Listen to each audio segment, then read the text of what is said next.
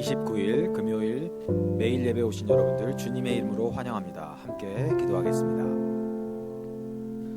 하나님 아버지, 하나님의 은혜를 사모하여 이 시간 하나님 앞에 나왔습니다. 예배를 통하여 하나님과 친밀한 사귐을 누리게 하시고 복음의 능력으로 우리를 변화시켜 주시옵소서. 우리 주 예수 그리스도의 이름으로 기도합니다. 아멘.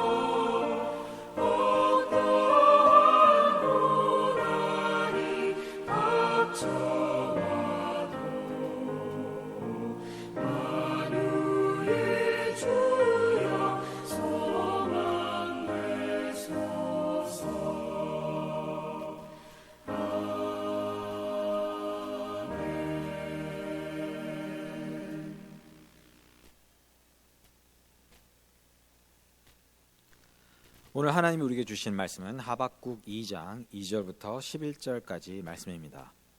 하나님의 말씀을 봉독하겠습니다.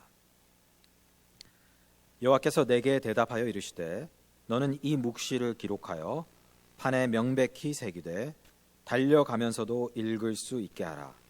이 묵시는 정한 때가 있나니 그 종말이 속히 이르겠고 결코 거짓되지 아니하리라. 비록 더딜지라도 기다리라. 지체되지 않고 반드시 응하리라. 보라, 그의 마음은 교만하며 그 속에서 정직하지 못하나 의인은 그의 믿음으로 말미암아 살리라. 그는 술을 즐기며 거짓되고 교만하여 가만히 있지 아니하고 수올처럼 자기의 욕심을 넓히며 또 그는 사망 같아서 족한 줄을 모르고 자기에게로 여러 나라를 모으며 여러 백성을 모으나니 그 무리가 다 속담으로 그를 평론하며 조롱하는 시로 그를 풍자하지 않겠느냐. 곧 이르기를 화 있을진저 자기 소유 아닌 것을 모으는 자여 언제까지 이르겠느냐. 볼모 잡은 것으로 무겁게 짐진 자여 너를 억누를 자들이 갑자기 일어나지 않겠느냐. 너를 괴롭힐 자들이 깨어나지 않겠느냐? 내가 그들에게 노략을 당하지 않겠느냐? 내가 여러 나라를 노략하였으므로 그 모든 민족의 남은 자가 너를 노략하리니 이는 내가 사람의 피를 흘렸음이요 또 땅과 성읍과 그 안의 모든 주민에게 강포를 행하였음이니라. 재앙을 피하기 위하여 높은 데 깃들이려 하며 자기 집을 위하여 부당한 이익을 취하는 자에게 화 있을진저 내가 많은 민족을 멸한 것이 내 집에 욕을 부르며 내 영혼에게 죄를 범하게 하는 것이 되었도다. 담에서 돌이 부르짖고 집에서 들보가 응답하리라. 하나님의 말씀입니다. 유다의 예언자 하박국은 율법이 마비되고 정의가 실현되지 않는 유다 사회를 바라보면서 이 나라를 고쳐달라고 하나님께 부르짖었습니다. 불의한 자들에게 억압당하고 착취당하는 하나님의 신실한 백성들을 건져달라고 하나님께 간절히 기도했습니다. 마침내 하나님이 그의 기도에 응답하셨지만 정작 하나님의 대답은 하박국이 기대했던 대답이 아니었습니다.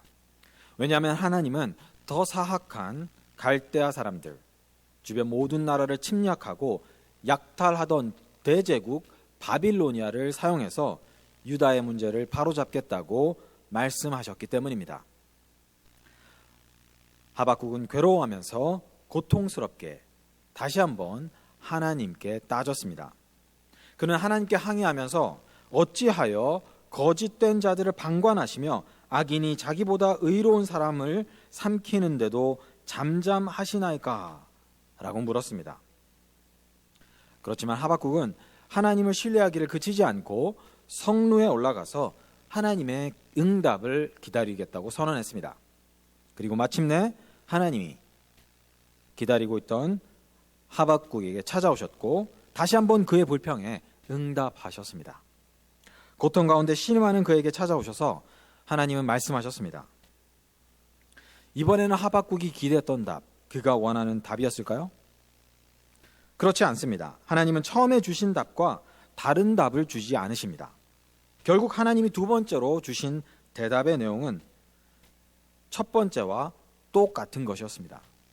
다만 하나님은 하박국으로 하여금 더 긴 안목을 가지고 장차 일어날 일을 바라볼 수 있도록 도와주셨을 뿐입니다. 하지만 하박국에게 그걸로 충분했습니다. 그걸로 충분했다는 것을 우리는 어떻게 알 수 있습니까? 3장에 기록된 유명한 그의 고백을 통해서 하박국한테는 그걸로 충분했다는 것을 우리는 알 수 있습니다. 3장 17절과 18절 말씀에서 하박국은 이렇게 고백합니다. 비록 무화과 나무가 무성하지 못하며 포도나무에 열매가 없으며 감람나무에 소출이 없으며 밭에 먹을 것이 없으며 우리의 양이 없으며 외양간에 소가 없을지라도 나는 여호와로 말미암아 즐거워하며 나의 구원의 하나님으로 말미암아 기뻐하리로다. 여기서부터 우리는 기도에 관한 중요한 교훈을 배울 수 있습니다. 흔히들 기도를 이런 식으로 이해합니다. 사람들은 우리가 진심을 다해서 간절하게 기도하면 내가 하나님의 마음을, 하나님의 생각을 바꿀 수 있을 것이라고 생각합니다.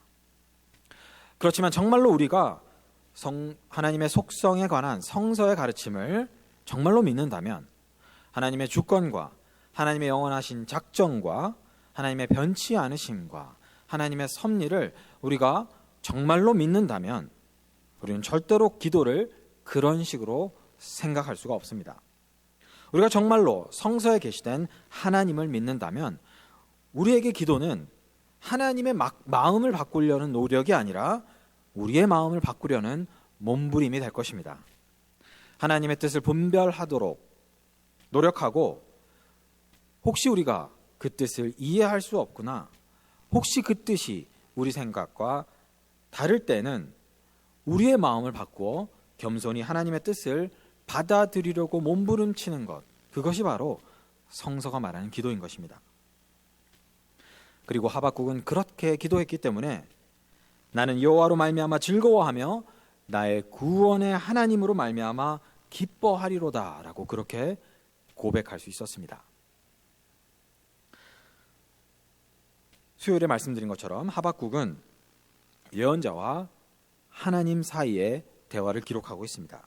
어제 본문에서는 하박국의 두 번째 불평, 두 번째 항의가 담겨 있었습니다. 그리고 오늘 말씀부터 오늘 2장 20절까지 말씀은 하나님의 대답입니다. 먼저 하나님은 2절부터 5절까지 말씀에서 하박국에게 의인과 악인의 차이를 설명하십니다. 그리고 6절부터 마지막 20절까지는 악인에게 임할 화에 관해서 말씀하십니다. 화 있을진저라는 말이 오늘 2장 말씀에 5차례 등장합니다. 우리말 성경에서는 번역 때문에 어순이 바뀌어 있지만 히브리어 원문을 보면 6절 하반절, 9절, 12절, 15절, 19절 이렇게 5번 모두 화 있을진저라는 말로 시작하고 있습니다.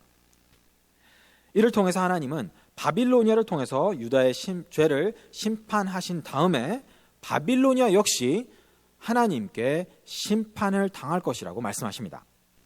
비록 바빌로니아가 잠시 동안 번영하는 것처럼 보이지만 하나님이 정하시는 때 반드시 그들에게 종말이 임할 것이라고 말씀하십니다.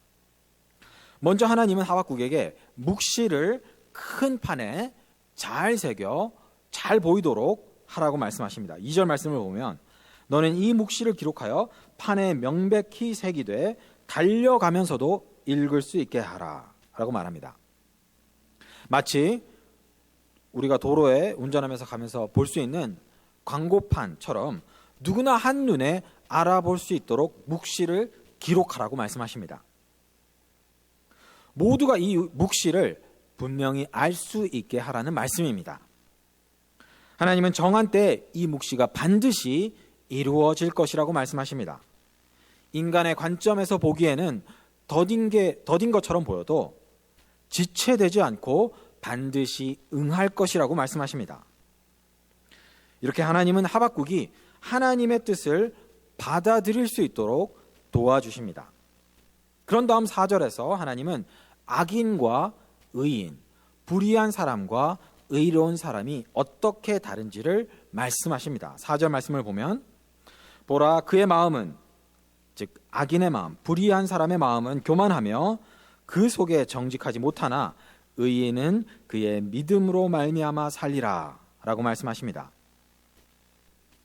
악인은 불의한 사람은 교만하고 정직하지 못하며 그렇기 때문에 6절부터 20절에 기록된 화가 그에게 임할 것이지만 의인은 생명을 얻을 것이라고 하나님은 말씀하십니다. 불의하고 교만한 사람들은 믿음 없음 때문에 심판과 멸망을 당할 테지만 의인들은 다른 것이 아니라 그들의 믿음 때문에 생명을 얻을 것이라고 하나님 말씀하십니다. 의인은 그의 믿음으로 말미암아 살리라. 바로 이 말씀이 하박국 전체의 주제를 집약하고 있는 말씀입니다. 그리고 바로 이 말씀이 하박국과 유다에 남아있는 신실한 하나님의 백성들에게 위로와 소망을 주는 말씀이었습니다. 하박국 2장을 우리가 읽어보면 사실상 처음부터 끝까지 악인에 관한 이야기입니다. 의인에 관한 언급은 4절 하반절 의인은 그의 믿음으로 말미암아 살리라 라는 이 구절밖에 없습니다. 바로 앞장 1장 4절 말씀을 보면 악인이 의인을 애워싸고 있다라고 말했는데 이 의인에 관한 짧은 말씀은 압도적으로 많은 악인에 관한 이야기로 포위되어 있습니다. 하지만 이 말씀이 하박국에게 또 여전히 유다에 남아있는 신실한 하나님의 백성들에게 위로와 소망이 되는 말씀이었습니다. 그들이 비록 악인들에게 둘러싸여 있지만 유다 사회 안에 있는 악한 사람들 그리고 유다를 둘러싼 악인들에게 둘러싸여 있지만 바로 이 말씀이 그들에게 소망을 주는 말씀이었습니다. 어떻게 우리는 하나님이 정하신 때에 반드시 임할 심판으로부터 구원을 받을 수 있습니까? 하박국의 때 많은 유다 사람들은 자신들이 특정한 민족에 속해 있기 때문에 자신들이 선민이기 때문에 구원받을 수 있다고 착각했습니다. 하지만 하나님은 유다 사람이든 갈대아 사람이든 모든 사람이 하나님 앞에서 심판을 받을 것이라고 분명히 말씀하십니다. 유다인이든 갈대아인이든 악인은 그들의 믿음 없음 때문에 심판을 받을 것이고, 유다인이든 갈대아인이든 의인은 믿음을 가지고 있기 때문에 생명을 얻을 것이라고 선언하십니다. 지금도 다르지 않습니다. 많은 사람들이 자신이 교인이기 때문에, 교회에 소속되어 있기 때문에, 종교적인 의무를 이행하고 있기 때문에 구원을 받는다고 착각합니다. 하지만 구약에서도 신약에서도 하나님의 말씀은 분명합니다. 우리가 어떻게 구원을 받고 하나님 앞에서 의인으로 인정받을 수 있습니까? 우리는 오직 예수 그리스도를 믿는 믿음으로 의인으로, 하나님 앞에서 의인으로 인정받을 수 있습니다. 그 믿음은 어디에서 오는 것입니까? 믿음은 복음의 메시지를 내가 지적으로 이해하고 그것에 동의하고 믿겠다는 나의 의지적인 결단을 말하는 그것을 말하는 것입니까? 만약 그게 믿음이라면 믿음은 내가 하는 일, 나의 공로가 될 것입니다. 하지만 성서가 말하는 믿음은 그런 것이 아닙니다. 믿음 자체도 하나님이 주시는 선물입니다.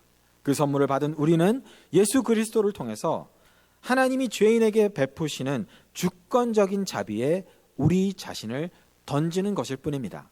그러므로 믿음은 절대로 공로가 될 수 없습니다.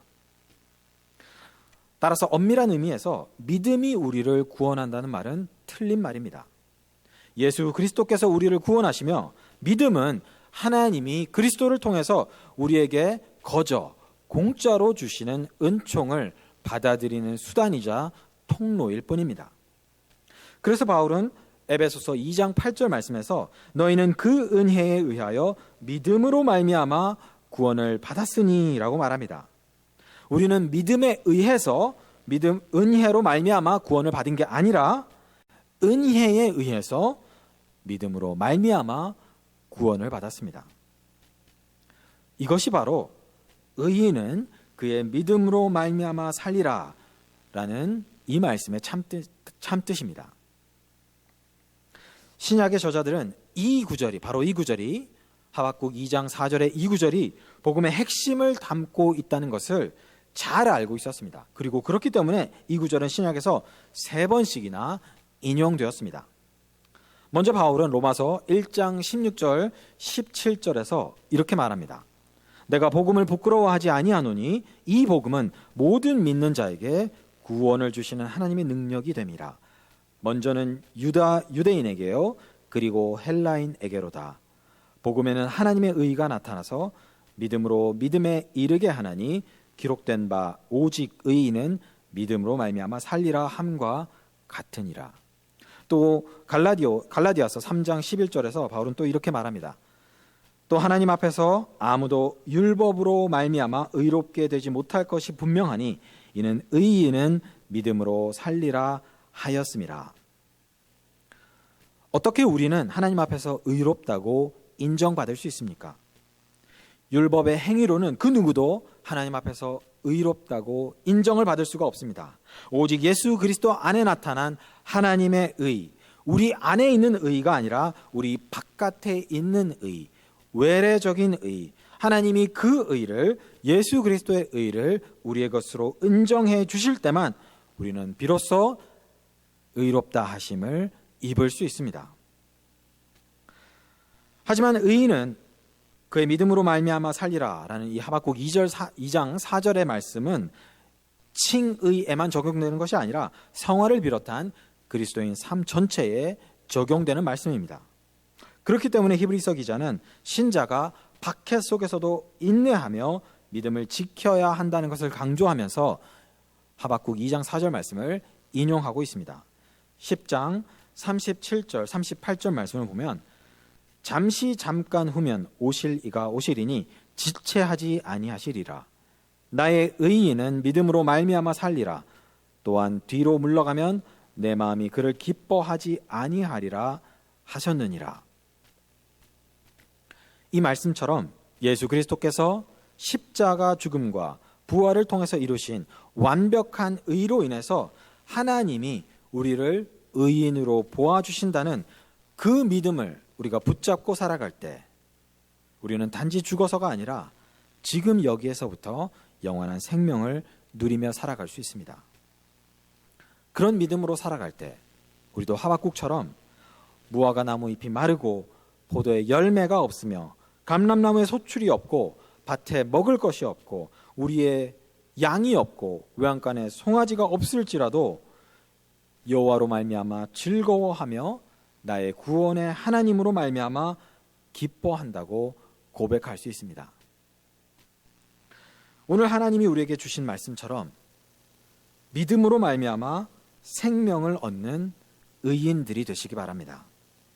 눈에 보이는 것을 따라 살아가는 대신에 보이지 않는 믿음에 따라 살아감으로써 구원의 하나님이 주시는 즐거움과 기쁨이 여러분 안에 충만하기를 주님의 이름으로 축원합니다. 기도하겠습니다. 하나님 아버지, 오늘 말씀을 통해서 의인은 오직 믿음으로 말미암아 살리라는 이 복음의 진리를 새롭게 깨닫게 하시니 감사합니다. 우리가 기도할 때 우리의 기도로 하나님의 마음을 바꿀 수 있다는 그런 어리석은 생각을 버리게 하시고 겸손히 하나님의 뜻을 구하고 우리의 마음을 바꾸어 하나님의 뜻을 받아들일 수 있도록 도와주시옵소서. 하박국을 통해 주신 말씀처럼 우리의 삶과 이 세상을 향한 하나님의 목적은 하나님이 정하신 때에 반드시 이루어진다는 그런 확신을 가지고 인내하며 우리 믿음을 지킬 수 있도록 도와주시옵소서. 눈에 보이는 현실 때문이 아니라 오직 구원의 하나님 때문에 즐거워하며 기뻐한다고 고백할 수 있는 그런 성숙한 믿음의 사람들이 되게 하여 주시옵소서. 우리 주 예수 그리스도의 이름으로 기도합니다. 아멘. 말씀을 기억하면서 함께 기도하겠습니다.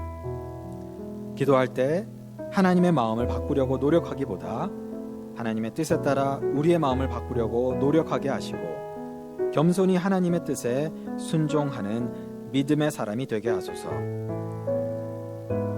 우리의 삶과 세상을 향한 하나님의 목적이 하나님이 정하신 때 반드시 이루어진다는 확신을 가지고 어려움과 고통 속에서도 인내하며 믿음을 지키게 하소서.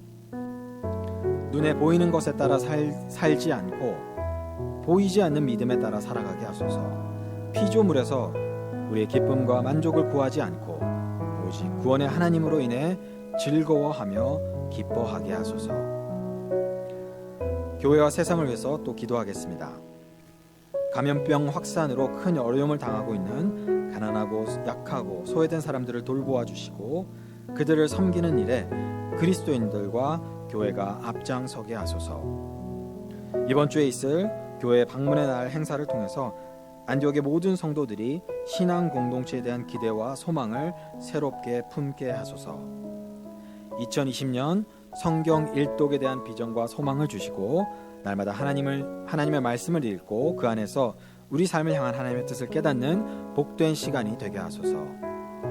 30, 40대 남성 모임을 통해 안디옥 교회의 아버지들이 가정의 영적 지도자로서 잘 훈련받게 하시고 이로써 각 가정이 하나님을 예배하는 믿음의 공동체가 되게 하소서. 이 기도 제목 놓고 기도하신 후에 주의 기도로 예배를 마무리하시기 바랍니다.